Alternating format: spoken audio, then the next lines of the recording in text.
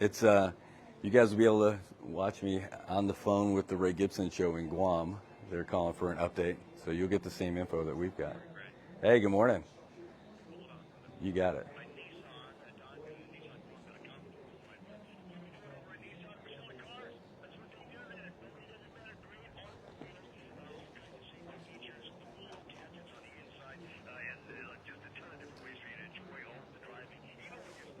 You put you on speaker. But you make that left turn, you'll still enjoy the process because, hey, you're inside of a Nissan. And the other great thing is $10,000 off the sticker price. Huge commercial for Nissan for Never us. been a better time to buy a new car. 4.99% APR. It's like Trump was the president again. Check it out today at NissanGuam.com.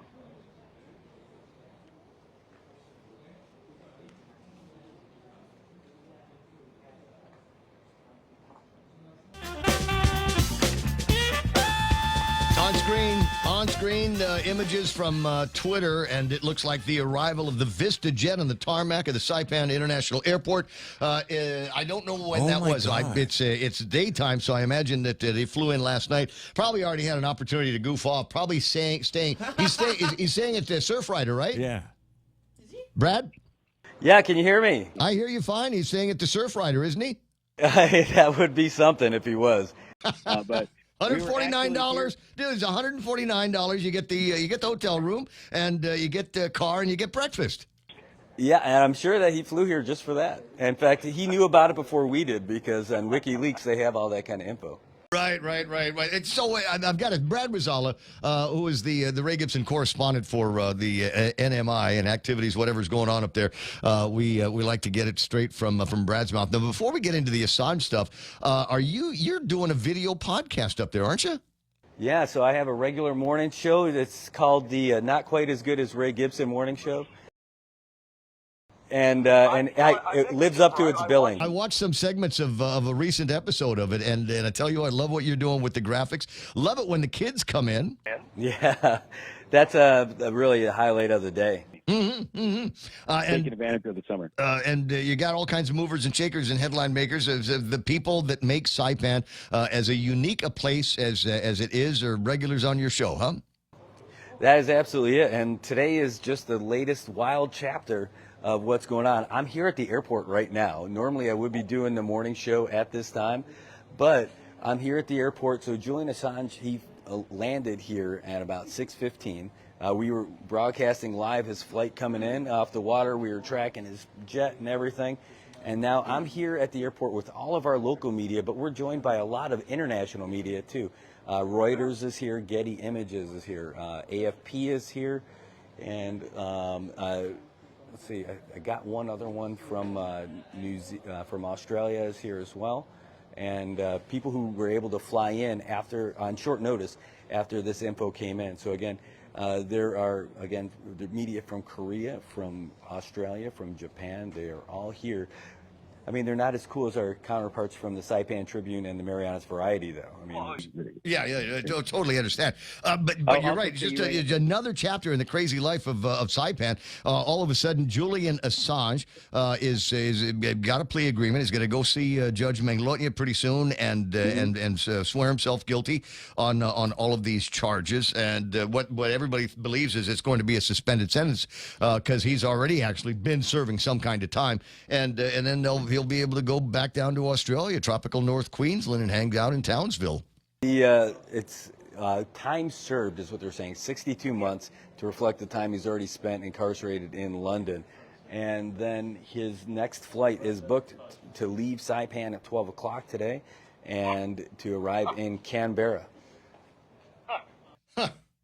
Just amazing the speed with which everything is happening. What can you tell me about the plane that brought him in? The story that I was watching on Twitter this morning suggested that they put it on a credit card basically, and we'll do a fundraiser to pay the $500,000 airfare to get him out of Europe and into Northern Mariana soil. Funny enough, that $500,000 airfare is still less than what it costs to go from Saipan to Guam on United. Okay, Sorry, guys, in United, you guys are great, and thanks for helping us out. But Absolutely really, love you, yeah. but there have been reports that I've been tracking from BBC that said that the Australian government was actually footing the bill for this to repatriate their citizen to get them all the way back here. Just a fascinating time. Now, what's the scene going to be like, if you can? Sorry to predict what the scene is going to be like at district court this morning. Figure all the same folks are going to be here right now, and we're not allowed to take any photos or any videos inside the courtroom itself. Went there. It's on the third floor of the CNMI district courthouse building. And I figure it's going to be packed with a lot of folks, and already a lot of lawyers here are really interested in this, both with the Attorney General's office and in the private practice, and all these media outlets are going to be there as well. I'll tell you, it's really a treat just to see all these folks here and seeing the kind of equipment they have, the lenses, the cameras, the mobile packs that they've got from all over, and how they're able to live stream. Like, I'm looking at the guy from Reuters right now and his live stream kit. It's a shade less than Al Franken's one-man mobile uplink for Saturday Night Live back in the 90s. Yeah, it's significant technology. Usually, the only time I get to see that is if I'm going off to some kind of a trade show or something along those lines. Now, this is a great opportunity for the MVA, the Marianas Visitors Authority. Has there been conversation between you and them on different ways that we might be able to lever the beauty and the splendor of Saipan in particular? When I was in my previous capacity, before I started going full on into this, I was representing my organization with the MBA, and I was on the ad hoc committees for Japan and for Korea. And while doing that, there were tons of ideas floating around on how to promote us out here. And they continue to try and do that. But this is definitely something that'll get people more interested. But this will put us on the map a little bit around the world today for the next day or so, as people are tracking, like.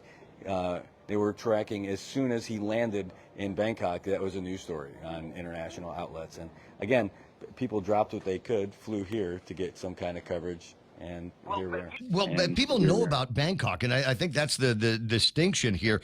Even the American press that I'm reading are making references to about Saipan. Reuters here writing, better known for its sandy beaches and Second World War wrecks, the tropical Pacific island of Saipan will soon host the final act of Julian Assange. Here's another one here from Forbes. After Bangkok stopover, Julian Assange will be headed to a little-known Pacific island. What? I mean, a little-known Pacific island.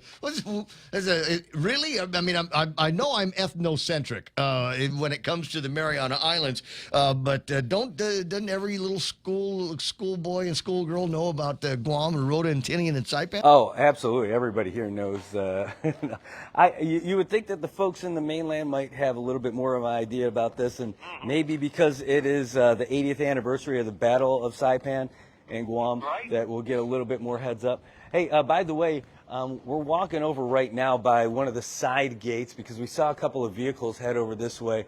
We're not certain that this is going to be him coming out, but again, this is operating under the assumption that that he's going to have a prearranged travel coming in by the construction side. So I can see already some of the vehicles. Yeah, so I'm walking around right now, and I'm seeing the vehicles that are parked over here, and I can't tell if they're running or if that's just the air conditioners running. But this looks like where they would have the secured. Yeah, this is it. Oh, guys, right here, there he is. That's him. That's him. He's right there. Look, zoom, zoom, zoom. We're watching him right now. He's going to be getting into his motorcade. A whole bunch of folks wearing suits right now. Julian, welcome to Saipan. What do you say? You can't say anything else. I can't ask him a question. So there's two black SUVs, and they are flanking a white minivan. That is the motorcade. Again, just on a hunch and a whim, my crazy Saipan story. Okay, so it is the governor's personal security detachment is driving the vehicle that Julian Assange is getting into. And here they come. They're going to come right through this gate, folks.